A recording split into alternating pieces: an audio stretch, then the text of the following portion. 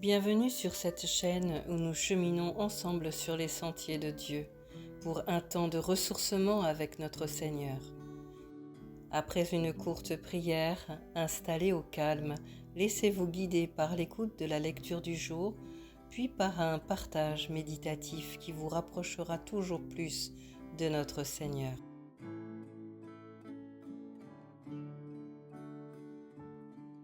Vous êtes maintenant installé confortablement au calme, une bougie allumée. Tournons-nous ensemble vers le Seigneur. Au nom du Père, du Fils et du Saint-Esprit. Père très aimant, je viens à toi pour te retrouver. Renouvelle, s'il te plaît, mes pensées par ta parole. Cher Saint-Esprit, instruis-moi, s'il te plaît, guide-moi aujourd'hui. Seigneur Jésus, accorde-moi de ressentir en ces temps de ressourcement ta présence, ta paix et ton réconfort. Au nom de Jésus. Amen. Aujourd'hui, je vous propose deux courtes lectures qui se complètent et se rejoignent, l'une dans l'Ancien Testament et l'autre dans le Nouveau.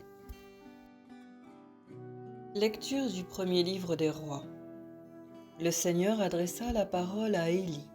« En route, lui dit-il, va dans la ville de Sarepta, proche de Sidon, pour y habiter. J'ai commandé à une veuve de là-bas de te donner à manger. » Élie se mit donc en route pour Sarepta. Lorsqu'il arriva à l'entrée de la ville, il vit une veuve en train de ramasser du bois. Il l'appela et lui dit « Apporte-moi, je te prie, un peu d'eau à boire. » Elle partit en chercher, mais il la rappela et lui dit « Apporte-moi aussi un morceau de pain. » « Par le Seigneur vivant ton Dieu, je te jure que je n'ai pas de pain, répondit-elle. Il ne me reste qu'une poignée de farine dans un bol et un peu d'huile dans un pot. Je suis venue ramasser quelques bouts de bois, je vais aller préparer ce qui nous reste pour mon fils et pour moi, et quand nous l'aurons mangé, nous n'aurons plus qu'à mourir. N'aie pas peur, lui dit Élie, va et fais comme tu l'as dit.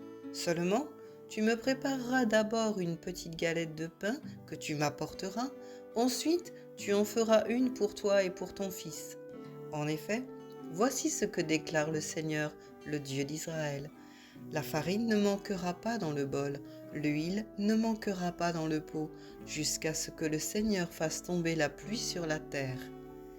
La femme alla faire ce qu'Élie lui avait dit, et ils eurent à manger pendant longtemps, elle et son fils, ainsi que le prophète.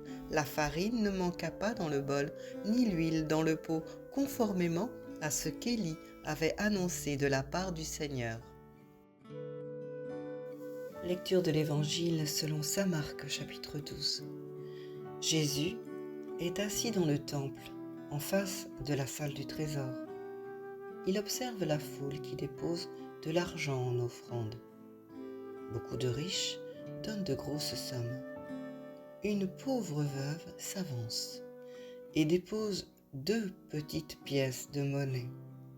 Jésus appelle ses disciples et leur déclare « Amen, je vous le dis, cette pauvre veuve a mis dans le trésor plus que tous les autres, car tous prennent sur leur superflu. Et elle a mis tout ce qu'elle possède, tout ce qu'elle a pour vivre. »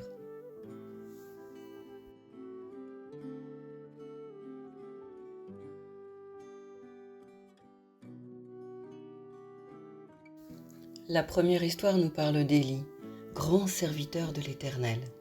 Cet homme était un grand prophète.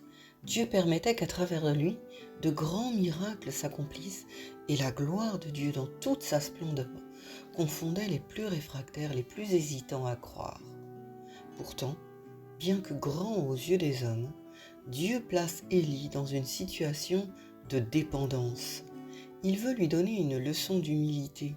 « C'est une veuve, lui dit-il, dans un pays qui t'est étranger, qui te nourrira. » La veuve de Sarepta et Élie doivent avoir la même première démarche, faire un saut dans le vide, un pas de foi. Il en va de leur survie. Dieu les place dans une situation qui les oblige à se surpasser, dépasser leurs préjugés, leurs habitudes, sortir de leur zone de confort. En apparence, Élie dépend d'une veuve pour se nourrir. Et à cette époque, les veuves qui ne peuvent pas se remarier sont forcément conduites vers la pauvreté, l'abandon et la mort. Élie n'est pas conduit vers des hommes influents et riches, non. Dieu l'oblige en lui choisissant une veuve complètement démunie au bord de la mort à continuer à dépendre de lui, car c'est Dieu au final qui va pourvoir aux besoins d'Élie, de cette veuve et de son fils.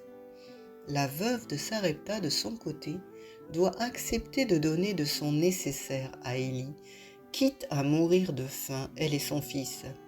Elle doit tout donner par la foi. Et c'est là que les deux histoires que nous venons de lire se rejoignent. Les deux lectures parlent de veuves pauvres qui ont en commun leur foi en ce Dieu qui n'abandonne pas, qui pourvoit, qui conduit et qui accompagne. Leur générosité vient de cette foi. Elles savent qu'elles peuvent offrir, l'une ses derniers deniers, l'autre son dernier morceau de pain, car elles ont cette assurance que leur Dieu est aux commandes de leur vie et qu'il ne décevra pas. À travers Élie, grand serviteur de Dieu, et les hommes riches dans le temple qui donnent de leur superflu, Dieu rappelle, comme Jésus l'a déjà enseigné à ses disciples, que celui qui veut être grand parmi les siens doit d'abord être serviteur de tous.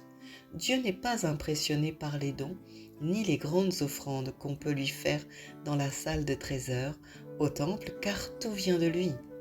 Ces deux lectures nous enseignent que, dans les plus grands moments de désarroi, Dieu nous demande de faire un pas de foi, une démarche, un saut dans le vide, juste un pas, et lui accomplira le miracle nécessaire. Dieu, par la bouche du prophète Élie, avait promis: cruche de farine ne se videra pas, jarre d'huile ne désemplira pas, jusqu'au jour où le Seigneur donnera la pluie à la surface du sol. Mais avant de voir la promesse s'accomplir, l'un et l'autre, Élie et la veuve de Sarepta, devaient croire et agir par la foi.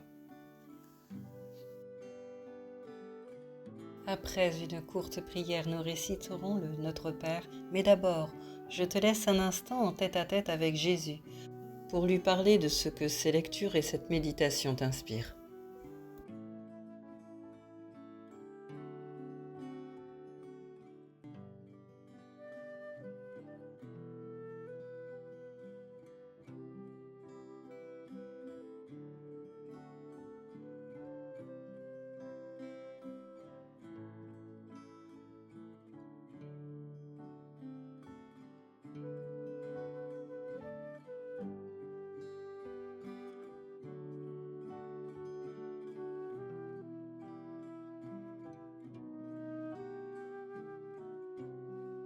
Prions ensemble.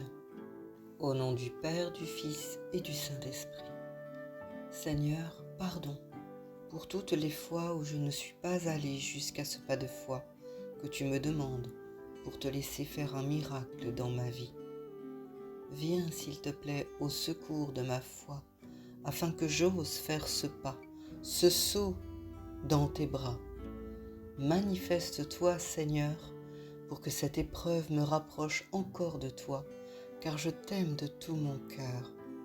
Au nom de Jésus. Amen. Notre Père qui es aux cieux, que ton nom soit sanctifié, que ton règne vienne, que ta volonté soit faite sur la terre comme au ciel. Donne-nous aujourd'hui notre pain de ce jour. Pardonne-nous nos offenses, comme nous pardonnons aussi à ceux qui nous ont offensés. Ne nous laisse pas entrer en tentation, mais délivre-nous du mal, car c'est à toi qu'appartiennent le règne, la puissance et la gloire, pour les siècles des siècles. Amen. Si ce message vous a encouragé ou si vous pensez qu'il peut encourager un de vos proches, partagez-le. Mettez le petit pouce afin de bénir un plus grand nombre et booster cette vidéo dans les algorithmes. Abonnez-vous pour recevoir la chronique de dimanche prochain. Prenez bien soin de vous Belle semaine à chacun et à dimanche prochain.